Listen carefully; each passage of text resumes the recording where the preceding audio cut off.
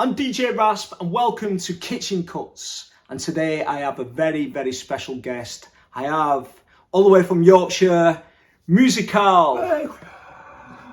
How you doing, man? Yeah, I'm alright, I'm all good. I'm all gravy. Thanks for coming and doing the interview. I really appreciate it. Anytime. So, let's start by asking you, how did you start your DJ journey? Oh, what? 23 years ago, maybe. I walked into my dad's front room and he had a pair of turntables that I'd never seen them before. Didn't even really know what they were about. But once he basically put a record on, started playing it, I was like, that's what I want to do for the rest of my life. So yeah, my old man, thanks Dad. And then like a good 5 years after that, I actually bought my own set of decks. I was mixing techno to start with. Okay. But I always used to try and juggle it, try and scratch over it. I didn't really know what turntablism was like at that time until I heard Grandmaster Flash's Adventures on the Wheels of Steel, and then that was like, yeah, that's the sort of stuff that I want to be doing.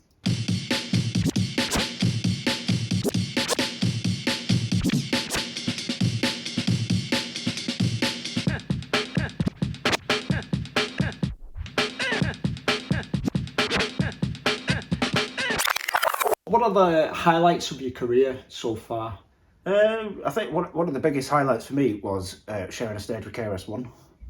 I didn't actually get to talk to him, unfortunately. He was in the green room most of the time, but I got to talk to his, I think it's his stepson, who was basically the DJ for him.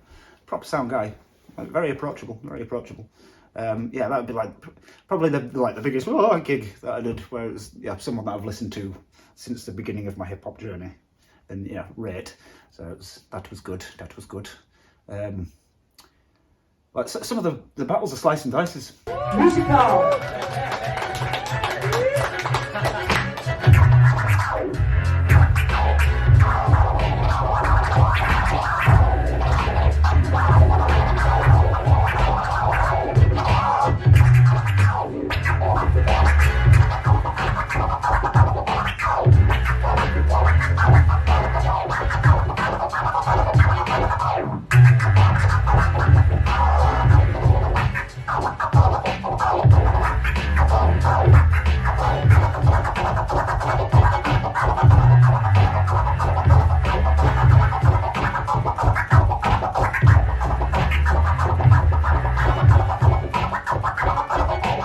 I love them. I live for them. Like you probably won't see me in the DMC because it's all online, and I don't really do online battling. I like to be in front of the other person and feel what they're at and go with that. I like to feel the room. Yeah, do the live thing and the interaction with the other competitors. Yeah, actually having a bit of a back and forth so that you kind of know how much to do or not to do, basically.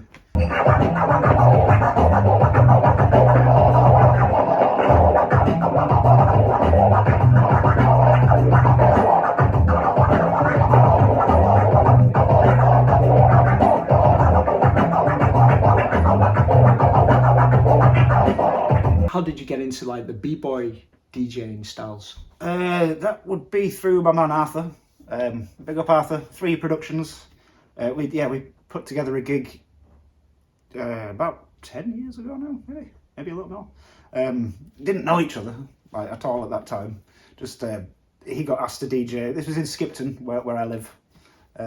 Very small town, full of sheep. He was basically DJing. So I came on, DJ'd a little bit, and he was like, "Yeah, we need to do stuff together." And I didn't really know the breakdancing scene and whatever. That's not really the scene that I was in. Right, he was more from the breakdancing scene. Okay. So he knew Lloyd, big up Lloyd, Tranquil Productions. Big up Tranquil. And basically he got me into the DJing for the breakers, which I still don't feel like I do quite right, because I'm still of the turntablist mind. And you do need to let some of the stuff kind of breathe for him, and I might get a little bit overzealous with my cuts and my backspins and what have you. But Arthur is a G at it. He knows exactly what to put, exactly when to get the most out of the breakers, and I'd like to be as good as that, but I can scratch better than him.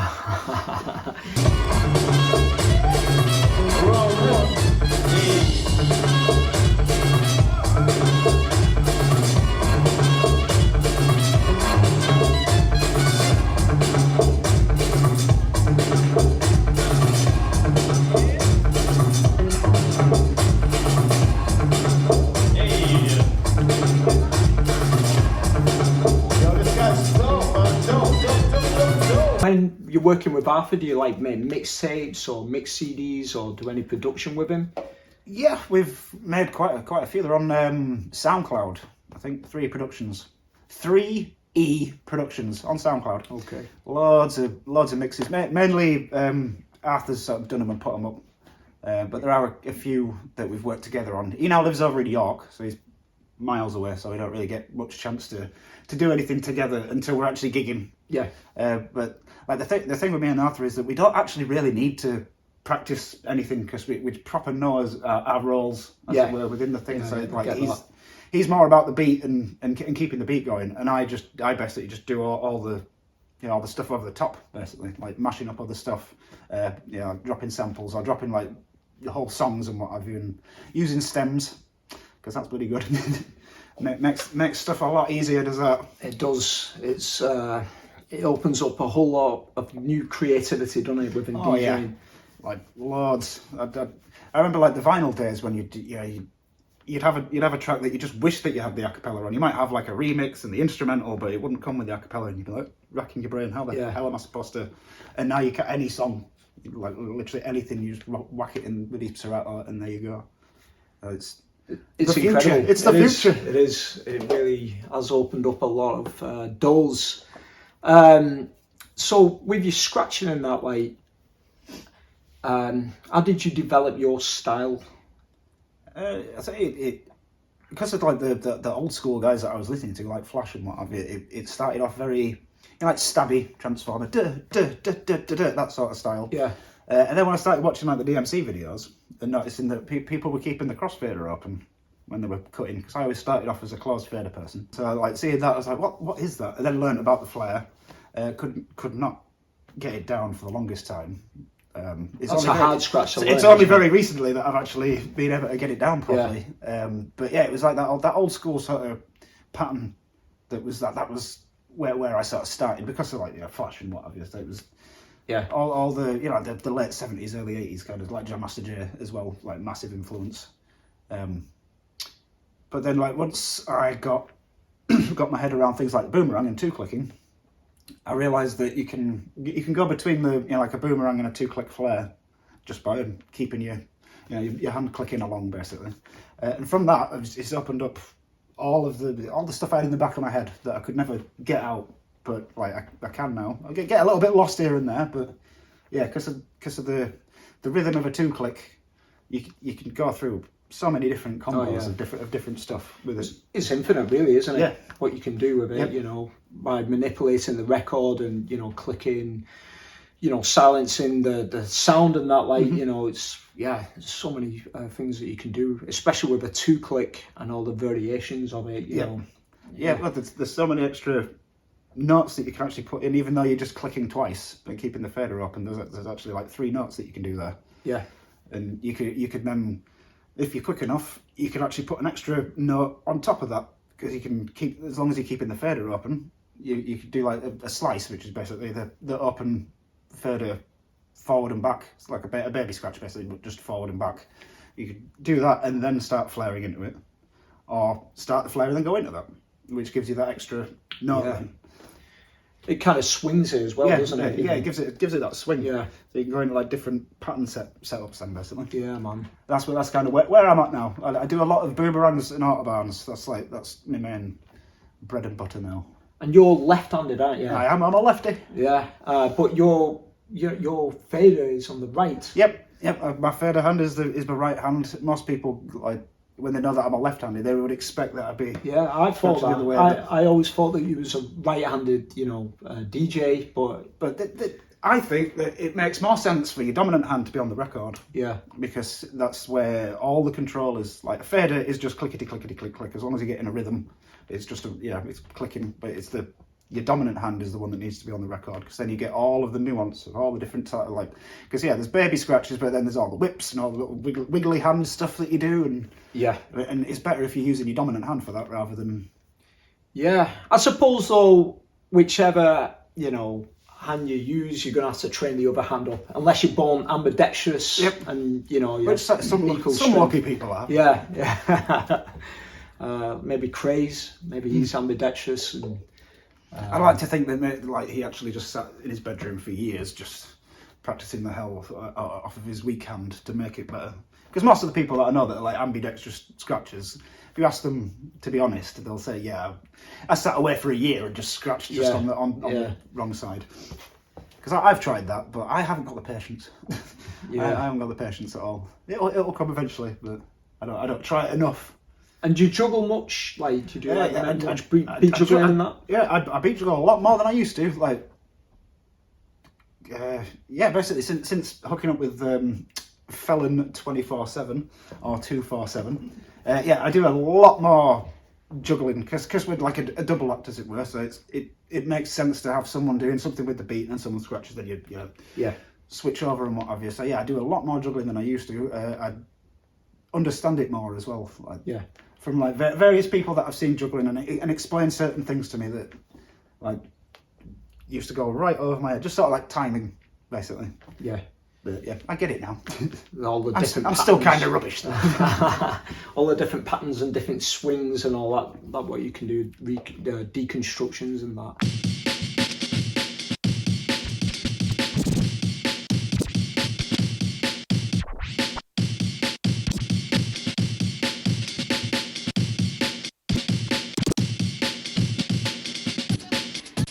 So you mentioned that you're in a crew, a two-man crew with a Fender 247. Yep. So how did that come about?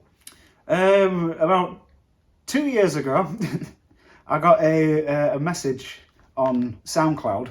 Did anyone know that there was Messenger on SoundCloud? I didn't. I had no bloody idea that you could actually message people directly on the damn thing. So I'm just there, like randomly just searching through it, find this Messenger bit, and I'm like, oh, someone messaged me. It was a Fender 24/7. He found out from who was it, Musicarl? I was at Mike's house. Yeah, he'd found out from Musicarl that there was someone like round where he lives, basically, that's a cutter, and we'd like linked up, hit it off pretty much immediately. He's got like the opposite sort of style to me, so it just works really well. Like, and I don't have to explain too much to him either. I've worked with a lot of other scratchers and what have you, and sometimes stuff gets lost in translation, doesn't it? Where especially if you don't know or they don't know all the technical terms for certain things. So when especially when you're talking about beats and breaking them down into like the fifths and sixths and eighths and what have you, I don't really know that shit that much, if I'm being honest. Like, I kind of blag it a lot. But you two just clicked. But he gets it. He gets it. So I don't have to overly explain myself. Basically. And sometimes it's about having a vibe with someone that you can bounce off in it, you know. Oh yeah. Defos. I used to hang with the Lead Scratch Collective. Big up the Lead Scratch Collective, and we didn't get enough time to actually like jam, because there was about 5 of us sometimes. So we didn't really get a chance to jam, because that's the thing. Like, well, I think that most turntablists would love to collaborate with each other loads, but all live miles away. All the equipment, all that kind of stuff. It just makes it really difficult. But a Fender 24/7 lives not so far away from me, has a shitload of setup anyway, so I literally just take a bag with me, and we could just crack on. We don't even really have to say much. Like, sometimes I've got into his house, it's been like, shall we start? And then that's been it. We haven't really said much. You're communicating on the turntables. Exactly, we're talking with his hands. I seen you do a show in Manchester a couple of weeks ago, and it was awesome what you was doing. You was like using one mixer, 2 turntables. You was on the left side, Mark was on the right side, and he was bouncing off each other, and it was great to see the combination of you both, and the teamwork was awesome. So I'd like to see more of that, and we're going to see more of that in this video a little bit later on. It took us 2 weeks to come up with that. Wow, 2 weeks. Yeah, brilliant. But it never. I mean, when you see it later on, it won't be the same as what we've got in his heads, because it never is, like, ever. Nothing ever comes out exactly how you've got it in your head. There's always bits where you're like, well, it's live, isn't it? But but it was to say that it only took us like 2 weeks to kind of call it. It's not bad. That's very good. It's not a bad routine at all. Plus all the production within it is our own stuff. Like, we've so you produced all the beats and all the sounds, all the arranged it and stuff is all made by by Mark, by Offender 24/7. Brilliant. Because I'm basically just the scratcher because I'm not very good at producing. That's generally why I work with other people that are better at producing than me. I learn a little bit off them, but get them to... Yeah. You work to each other's strengths. Yeah, of course. That's kind of how I've always been with it. Like, if I feel like I'm better at leading, then I'll lead with Kutz. If I feel like I'm better at I'll say like drum scratching, I'll do that more. That's like with the Scratch Collective, we all had a like a thing that we were pretty much good at, as it were. So one would be pretty much just on the drums, another one would be doing the basses, another one would be putting in the random hits and what have you. And I was usually doing the lead with like R and Fresh and stuff. So can you tell us more about the Scratch Collective and who was in it and when that developed? I couldn't tell you the actual year or anything because I can't remember. But yeah, there was Dan the Hat, Mr. Hat. Oh yeah. Big ups. Big up Dan. Prolific, Versatile, and Tyrone as well. It was a loose, just sort of like a loose kind of a jam thing. We ended up doing a gig just sort of randomly, and people loved it. So we were like, well, we might as well try and do something out of this. But like I said, because everybody's busy, like you'd have to lug equipment here and there and what have you. We didn't have the time to do stuff properly as a group. It's having space to do it as well, and it can be a hassle finding a table that's long enough to fit all that gear on there. Luckily, Dan has a whole room that he's got like an L-shaped table in. Oh, okay. And that was enough to fit us all on. Yeah. But yeah, it was literally just getting the time. It's like 4 or 5 people all getting like on the same day at the same time. It's like herding cats. Yeah. In fact, that's probably easier. Cool. Okay, so what's your favourite mixer of all time? The Rain TTM 57 SL. It's a tank. It's the best mixer ever. Yeah, I agree. Anything from Rain after that, good, but not a spot on the 57 SL. It's also the mixer that I use. So. The fader was super nice on that. Super nice and super easy to maintain. Like you could actually take the rails apart, clean them, put it back together, and it's fine. Whereas with is it the Magvel? Yeah. Like they've got a similar thing of like the rails and what have you, but they're like that rather than like that, aren't they? Yeah, it's a different configuration, isn't it? And I don't like the fact that all of that tension, on the stem is just on one rail basically. Yeah. Whereas like if it's 2 rails, like a train track, I just think it glides a lot better. Yeah, it's got a different weight to it. I find the original faders in comparison to the newer faders, it does bounce a little bit different. I find. I mean, they're brilliant for like all the tension adjusting stuff like that. But yeah, just give me a good old 57 SL, and I'm aware. The Mark 1 or Mark 2? The Mark 1. Mark 1. Mark 1. The original. Yep, the OG. Funny story. I've actually just remembered. I had a crossroads in my life. I had enough money to either buy the 57 SL when it came out, or an Akai MPC. Okay. And I was stood in what was it? Oh, what was it called? What's it called? That bloody used to get the magazine. Is it the we buy any record thing? What was it called? I can't remember. Hard to find. That's the Hard to find in Birmingham. Yep. Went all the way to Hard to Find. Right, stood in the shop. There was the mixer, the drum machine, basically right next to each other as well, and on, so you could actually mess about with it.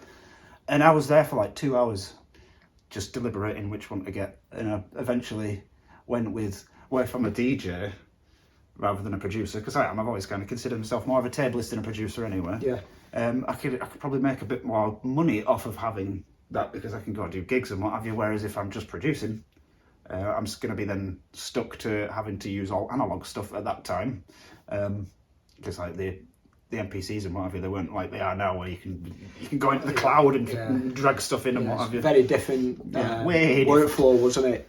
Like way different. But yeah, for about 2 hours I was there, like just trying to figure out which one would make more sense for me to do, and yeah, I went with the TTM 57 over the drum machine, and here I am. Yeah, buzzing.